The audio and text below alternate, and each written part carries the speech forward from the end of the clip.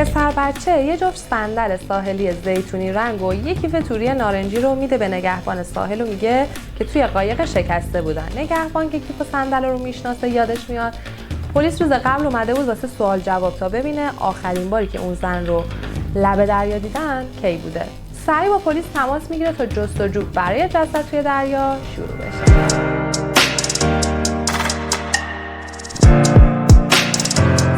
سلام به کارگاه اسمیتی‌های عزیز و نازنین که مثل همیشه منتظر یه ویدیوی جنایی هیجان انگیزن. قبل از اینکه ببرمتون چالوس بذارین تشکر کنم بابت کامنتاتون و لایک و سابسکرایبتون که دلمون رو گرم میکنه برای ادامه بهتر و پیدا کردن پرونده‌های جذاب‌تر. اما بریم شمال تا ببینیم انتهای جاده زیبا و چشم‌نواز چالوس چه ماجرای خوفناکی در انتظارمونه. پس بدون معطلی بریم بشینیم پای حرفای مهمون این قسمت فرانک. اینکه مامان 1-2 سالی بره شمال زندگی کنه هم ایده خودش بود، هم پیشنهاد دکترش که میگفت از آلودگی صوتی و هوایی تهران دور بشه، تو دل طبیعت باشه، باغبونی کنه. حتی 2.5 سال درگیر سرطان بود، به خاطر شیمی درمانی آخرش موجه و ابروهاش ریخته بود. دلش می‌خواست یه مدت از تهران و اطرافیان دور باشه، رفت و آمدی نکنه تا دوباره چهرهش مثل قبل بشه. یه کمی خجالت می‌کشید، می‌خواست با خودش کنار بیاد. خب چی شد که اون شهر رو انتخاب کرد و ساکن اونجا شد؟ راستش عید همون سال چند تا از همکلاسی‌های دانشگاه یه ویلا گرفته بودن تو اون شهر. منم مامانم با اصرار با خودم بردم. خیلی دیگه از خلوتی و دنجی اونجا خوشش اومد. همون دوستم که ویلا رو آنلاین پیدا کرده بود مژگان رو به مامان معرفی کرد که توی یه املاکی خیلی بزرگ کار می‌کرد و بعدم آخرای اردیبهشت بود مامان اساس کشی کرد یه ویلای خوشگل ساحلی که همون مژگان براش جور کرده بود. بذارین براتون بگم مژگان خانم کیه و با مامان فرانک آشناتون کنم. مامان فرانک یه زن 43 ساله است به اسم هاله که شوهرش فوت شده و با فرانک تنهایی زندگی می‌کردن و همینطور فرانک گفت حال سرطان داشته و برای ریکاوری بعد از درمان تصمیم میگیره یه مدت دور از تهران زندگی کنه. و اما مژگان خانم یه زن 37 ساله زیبا، خوش سرزبون و حسابی کاربلد و حرفه‌ای تو امور ملکی، از اونایی که بازار فروش و اجاره رو انگشتش میچرخه. سر و زبون که میگم یعنی از اون آدما که به قول قدیمی‌ها اگه 7 دختر کور و کچل داشته باشن همه رو 3 سوته شوهر میدن. یه روز مژگان زنگ میزنه به سهراب صاحب ویلا و میگه یه مشتری دست به نقد خوب دارم با یه پیشنهاد عالی. فردا خودتو برسون که معامله رو جوش بدن و قرارداد رو بنویسیم. حالا پیشنهاد کرده بود که پول اجاره 1 ساله ویلا رو همون اول پرداخت کنه به شرطی که بهش 20% تخفیف بدن. روز بعد سهراب از کرج راه میفته به سمت شمال تا قرارداد اجاره 1 ساله ویلا رو ببنده. نوبتی هم باشه نوبت سهرابه که معرفیش کنم. سهراب یه مرد 40 ساله کرجیه. وقتی سهراب از سربازی برمیگرده خانواده سری دختر خاله‌ش رو واسش خواستگاری میکنن که مثلا درگیر زن و بچه بشه و سر به هوایی نکنه. سهراب اول تو نمایشگاه ماشین عموش کار میکرده ولی با ارث پدری نمایشگاه ماشین خودش رو میزنه و روز به روز تو کارش پیشرفت میکنه. از اونجایی که سهراب مرد خوش قیافه و خوش استایل و خوش تیپ و از همه مهمتر پولداری بوده خیلی زود سر و کله دخترای زیادی دور و برش پیدا میشه و سهراب که خودش زن زندگیشو انتخاب نکرده بود بالاخره تو خفای زنی رو صیغه میکنه تا عیشش بی‌نقص بشه، تا اینکه به پیشنهاد دوستاش تصمیم میگیره با پولاشو تو شمال تو بازار ملک سرمایه گذاری کنه. اینجا دقیقاً نقطه عطف زندگی سهرابه، جایی که با مژگان آشنا میشه. یه سر بریم پیش فرانک و برگردیم تا من از آشنایی سهراب و مژگان بگم براتون. تو تهران موندی و نیومدی با مامانت زندگی کنی؟ نمیتونستم آخه، اون موقع تهران دانشجو بودم ولی تابستون خیلی بهش سر زدم با اینکه ترم تابستونی داشتم. ماما خیلی زود با مژگان جوش خورد، یه جورایی دیگه خیالم راحت بود اونجا تنها نیست. به مژگانم البته سپرده بودم حواسش به مامان باشه، یه وقتی اگه دید حالش خوش نیست داره چیز میکنه مراعات حال و درس منو میکنه نمیخواد بهم بگه سریع خبرم کنه خودمو برسونم. اونم میگفت حالا روی چشام جا داره، خواهرمه اصلا تو نگیم خودم حواسم بهش هست. نمیذاش مامان بره تو خودش، برش میداشت میبرد کافه، استخر، جکوزی، آرایشگاه میرفتم با هم دیگه. البته همیشه به حساب مامان، راستش من یکم زورم میومد ولی مامان من وضعش خوب بود. تو دلم میگفتم حالا به جهنم، حواسش به مامان باشه، گیرم اصلا سوء استفاده ام بکنه. مگه مژگان خودش وضعش خوب نبود؟ اونم که تو کار املاک و بساز بفروش بود. 2 سال قبل از این ماجرا مژگان که خودش تو کار بساز بفروش بود به سهراب پیشنهاد میکنه تو چند تا از زمینا ویلا بسازه برای اجاره. میگه گرفتن مجوز و پروانه و نظارت بر ساخت و ساز از من سرمایه است و آخرش هم یه ویلای کوچیک به اسم من بکن، اونم به عنوان دستخوش. سهراب میگه بزن بریم که چی بهتر از این. خلاصه چند تا ویلای خوش نقشه و شیک به اضافه یه رابطه گرم عاشقانه بین سهراب و مژگان میشه ته این داستان مشارکت. سهراب برای شمال رفتن و زندگی چند روزه با مژگان مشکلی نداشت، چون به بهونه سر زدن به املاک و زمیناش میتونست 2 تا احیالش رو بپیچونه. خب برگردیم به داستان اصلی و دوستی مژگان و هاله جون. یه مدت که از رفت و آمد و رفاقت این دوتا میگذره مژگان متوجه میشه که هاله مقدار زیادی طلا و سکه و دلار داره. مامانت این همه سکه و دلار و طلا رو از کجا آورده بود؟ خب اصلا چرا نذاشته بودشون بانک؟ کلا خانواده پدری و مادریم هر دوتاشون وضع مالی خوبی داشتن. تمام مال و اموال بابا بعد از فوتش رسید به مامان. یه مدت هم قبل از اینکه مامان بره شمال سالگرد مامان بزرگم تمام شد و دیگه ارث و میراثش کلا بین مامان و خالم نصف شد. کل طلا و جواهراتش، خونه ویلایی با بزرگم توی زعفرانی و چیزای دیگه همشون. مامان به خاطر مریضیش خیلی افسرده شده بود، حالش خوب نبود، بیشتر اوقات بیمارستان بود.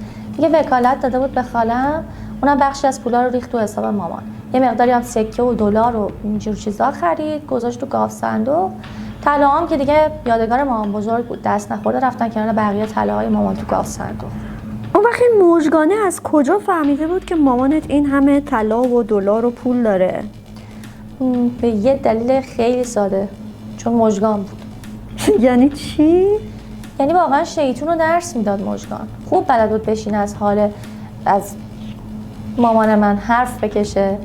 مامان بهم نگفته بود، من فکر می‌کردم همه چی تو گاف صندوقه. فکر می‌کنم مژگان بهش یاد داده بود که حالا که مثلا خودت تهران نیستی و دوست رفیقای فرانک میان خونه‌تون رو برنامه میکنن، بهتره که هر چی که تو گاف صندوق داری جمع کنی بیاری اینجا زیر سر خودت بشه. عجب، پس مژگان واسه ارز و طلای مامانت نقشه کشیده بود یه جورایی. برگردیم به 2 ماه قبل از فاجعه که مژگان به سهراب میگه یه نقشه توپ دارم فقط گوش کن حالش رو ببر. حاله کلی سکه و طلا و جواهر داره، بیچاره رفتنی و فقط داره عذاب میکشه، آخرش میمیره از این مرض. داداشم 9 سال پیش به همین درد مرده، بیا یه لطفی در حقش بکنیم و خلاصش کنیم و به جای دستمزدمون طلا و دلارا رو برداریم. سهراب که چشاش گرد شده بوده میگه داری شوخی میکنی یا جدی؟ منتظر جواب مژگان نمیمونه و میگه من چی کم گذاشتم برات؟ عروسک ترین ماشین نمایشگاهمو نذاشتم زیر پات، سفر خارجی نبردمت، کم و کسرت چیه بگو خودم بدم. مژگان باورم نمیشه این حرف رو از تو میشنوم. مژگان میزنه زیر خنده و میگه دمت گرم، تو عشق ابدی منی. میخواستم امتحانت کنم که سربلندم کردی. ظاهرا سر ماجرا همینجا هم میاد، ولی کمتر از یه ماه بعد یه شب مژگان هراسون زنگ میزنه به سهراب و میگه همین الان پاشو بیا شمال. سهرابم میگه نمیتونم بیام، فردا نوبت تحویل ماشین از سایپا دارم، خودم باید باشم. مژگان میگه اگه الان اومدی که اومدی، اگه نیومدی فردا صبحم دیگه نگه که دیره. فقط نگی نگفتی یا هرچی سهراب میپرسه که چی شده مژگان دیگه جواب نمیده و قطع میکنه. سهراب ترسون و لرزون نصف شب میندازه تو جاده چالوس و خودشو میرسونه خونه مژگان. اینجا بود که مژگان یه داستانی برای سهراب تعریف میکنه که سهراب پس میافته. بعد از کلی مشت و مال دادن و آبغن ریختن تو حلق سهراب، تازه آقا سرپا میشینه فکر میکنه که چطوری این گند و رفع و رجوع کنه. نیم ساعت بعد سهراب و مژگان میرن ویلا. لابد حد زدیم چی شده. حال روی تخت افتاده و صورتش کبود شده مثل زغال. مژگان زن بینوا رو جوری با روسری خفه کرده بود که شده بود سیاه مثل روسریش. سهراب با دیدن صحنه دوباره از حال میره، ولی چاره‌ای نبود، باید جنازه رو از ویلا میبردن تا یه جوری سر به نیستش کنن. قبل از رفتن مژگان خونه رو به هم میریزه، در همه کشوها و کمودا رو باز میکنه و با دستمال و تی همه جا رو تمیز میکنه که هیچ اثر انگشت و رد پایی باقی نمونه. سهراب با اون هیکل ورزشی از شدت فشار عصبی حتی نمیتونه رانندگی کنه. جسد حاله رو میذارن تو صندوق عقب ماشین و مژگان خودش میشینه پشت فرمون و میره توی جاده جنگلی بیرون شهر و تو عمق جنگل متوقف میشه. چاله کم عمقی میکنن و حاله نگونبخت رو توش میندازن و خاک پشت خاک میریزن روش. کاری که تمام میشه با اینکه حال سهراب اصلا خوب نبوده، ولی مژگان راهیش میکنه کرج.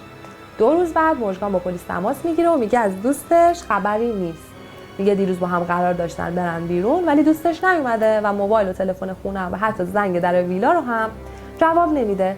نیم ساعت بعد مژگان با پلیسا که قفل در رو شکستن میرن توی ویلای هاله. خبری از هاله نیست و پلیس با صحنه شبیه سرقت آدمربایی مواجه میشه. تیم ویژه آگاهی سر میرسن و تحقیقات شروع میشه. با سهراب تماس میگیرن که به عنوان مالک ویلا بیاد. پلیس میخواد دوربین‌های نظارتی ویلا رو چک کنه.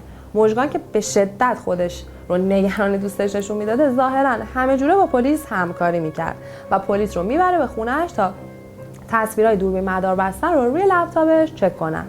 ولی در عین تعجب پلیس از 3 روز قبل هیچ تصویری از دوربین‌های امنیتی داخل شهرک ضبط نشده و مژگان در مقابل سوال در تعجب به پلیس میگه که متوجه نمیشده که داره تصاویر رو زنده میبینه و سیستم ضبط قطع شده. بنابراین پلیس باید دنبال شواهد دیگه‌ای باشه. اونا با فرانک تماس میگیرن که خودش رو برسونه شمال. قبل از اینکه برم شمال اول از آگاهی تهران اومدن دم خونه، حکم بازرسی داشتن. منم جزء مظنونین بودم ظاهرا. پرسیدن مامانت چه چیزای قیمتی توی ویلاش داشته؟ گفتم چیز خاصی نداشته، همه چی اینجا تو گاو صندوقشه. گفتن گاو صندوقو باز کن. باز کردن فقط چند تا سند اونجا بود. افسر آگاهی تعجب منو دید، اون تعجب کرد. گفت انتظار داشتی اینجا چی باشه دیگه بیشتر از قبل بهم چپ چپ نگاه کردن و اصلا مشکوک‌تر شدن. هرچی توی خونه بود صورت برداری کردن، بعد با هم راه افتادیم سمت شمال. صاف بردن تو ویلا تا بگم چه چیزایی گم شده. هیچ کدوم از طلا و جواهرات همشگی مامان نبود، ولی وسایل خونه همشون سر جاشون بودن. من نتونستم کمک به درد بخوری بکنم راستشون، اصلا نمیدونستم گاو صندوق خالی بوده. بعدم فهمیدم که مژگان این شک رو به دل پلیس مینداخت که ممکنه من با دوست پسرم ارز و طلا رو دزدیده باشیم. جالبه که در مورد خودش به پلیس گفته بود هنوز رفاقتمون در این حد نبود که بهم بگه چه مال و اموالی تو ویلا داره. خلاصه که خاله آخرش به دادم رسید. خاله فرانک به پلیس میگه که خواهرش حدوداً 1 ماه قبل بهش گفته بوده که دوستش مژگان بهش پیشنهاد داده که هرچی پول و طلا داره از گاو صندوق بیاره تو ویلا تا جاشون امن باشه. یه تناقض دیگه هم هست. فرانک به پلیس میگه مامانش محض احتیاط کلید ویلا رو به مژگان داده بوده که اگه اتفاقی براش افتاد بتونه درو باز کنه و بیا تو. اما قبل‌تر مژگان به پلیس گفته بود حاله به توصیه من قفل در ویلا رو عوض کرده بود، چون به هر حال ویلا اجاره‌ای بود و خیلی‌ها میومدن و میرفتن و گفته بود که کلید قفل جدید رو نداره. پلیس این تناقضات رو به روی مژگان نمیاره و فقط به مژگان، سهراب و فرانک میگن به عنوان مظنونین پرونده تا اطلاع بعدی از شهر خارج نشین. ولی تنها کسی رو که جدی زیر نظر میگیرن مژگانه. مأمور ویژه پلیس شبانه یه GPS به ماشین مژگان نصب میکنه و فردای همون روز که مژگان برای اعلام مفقودی به پلیس زنگ میزنه توی ساحل چیزی پیدا میشه. غروب همون روزی که رسیدم شمال از نگهبانی ساحل جلوی ویلا زنگ زده بودن به پلیس که یک کیف نارنجی و صندل زیتونی ساحلی پیدا کردن. نگهبان چون مامانمو میشناخت، میدونست مال مامانمه، یعنی میدونست که مطمئن بود که اینا مال مامان منه. یادم رفت بگم من اون شب خونه مژگان خوابیدم، همش راجع به مامان حرف زدیم که نکنه غرق شده باشه یا دزدا انداختنش تو آب یا دزدا تو ساحل دزدیدنش بردنش حالا یه جایی. واقعا آدمیزاد چه موجود عجیبیه. بعدا فهمیدم اونا رو مژگان داده بود به یه پسر بچه مسافر، گفته بود من پام درد میکنه نمیتونم تا اونجا برم، برو اینا رو بده به اون آقای نگهبان، بگو توی اون قایق شکسته بودم. بیشتر از یه ماه از ماجرای اعلام مفقودی حال گذشته و حالا پلیس یه نقشه کامل از رفت آمدهای مژگان طبق GPS داره. پلیس متوجه میشه علاوه بر رفت آمد همیشگی از خونه به دفتر و سطح شهر، مژگان 7 بار از یه جاده جنگلی خارج شهر تا جایی نامعلوم از جنگل میرفته و برمیگشته. پلیس به محل میره اما هیچ نشونه‌ای از یه کلبه یا جای تفریحی اون دور و بر نیست که قضیه رو مشکوک‌تر میکنه. چه دلیلی داره یه زن چند روز یه بار بیاد همچین جایی؟ بازپرس تحقیقاتش رو در مورد مژگان گسترده‌تر میکنه و تراکنش‌های مالی و بانکیش رو استعلام میکنن. در مدت 48 روز بعد از گم شدن حاله، مژگان 3 بار با یک طلافروشی و 2 بار با یک صرافی تراکنش مالی داشته. بازپرس 2 تا مأمور برای تحقیقات میفرسته به طلافروشی و صرافی تا متوجه بشه آیا معاملات یا خرید و فروش توسط شخص مژگان انجام شده یا شخص دیگه‌ای با کارت اون تراکنش رو انجام داده. تو این فاصله به مژگان زنگ زده بودن که خودش رو سریع برسونه آگاهی. افسر پرونده باهاش جزئیات پرونده رو مرور میکنه و عمدن معطلش میکنن چون نمیخواستن صراف یا طلافروش احیانا بهش خبر بدن، تا اینکه خبر میرسه مژگان توی این معاملات شخصا مقدار زیادی طلا فروخته و دلار معامله کرده. وقتی گزارش میرسه پلیس از مژگان توضیح میخواد که جریان این معاملات چیه. مژگان هم وانمود میکنه که به خاطر سرمایه گذاری بخشی از طلاهاشو فروخته و دلار خریده چون شنیده قراره دلار بره بالا. خون سردی متهم پلیس رو مجبور به ورود به فاز آخر عملیات روانی میکنه. اینجا بود که افسر با تجربه پرونده تصمیم میگیره ضربه آخر رو به اعصاب مژگان بزنه تا بلکه مقاومتش بشکنه و اعتراف کنه.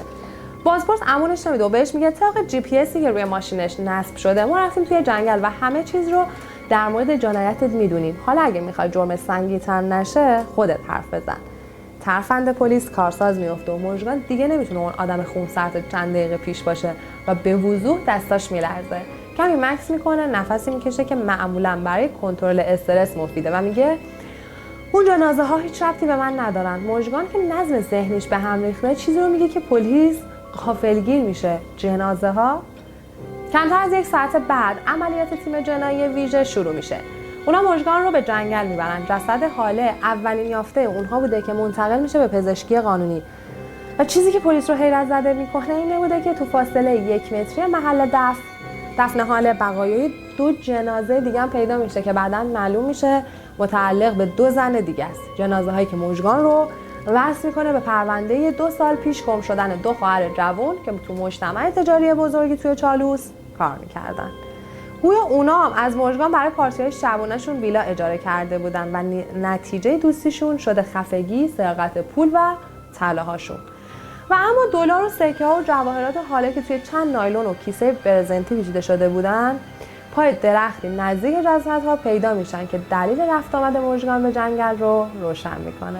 هممون میدونیم و حرفم تکراریه اما باید بگم همیشه دزدی به خاطر نداری و احتیاج نیست. حرص و طمع یا اختلالات روانی باعث میشن بعضی آدما نتونن به داشته‌هاشون اکتفا کنن. دوستای خوبم ممنونم که تا این لحظه با کانال خودتون همراه بودین و پرونده رو دنبال کردین. لطفا نظراتتون رو در مورد این جنایت بنویسین. تا برنامه بعدی به خدای بزرگ و مهربون میسپارمتون. خداحافظ.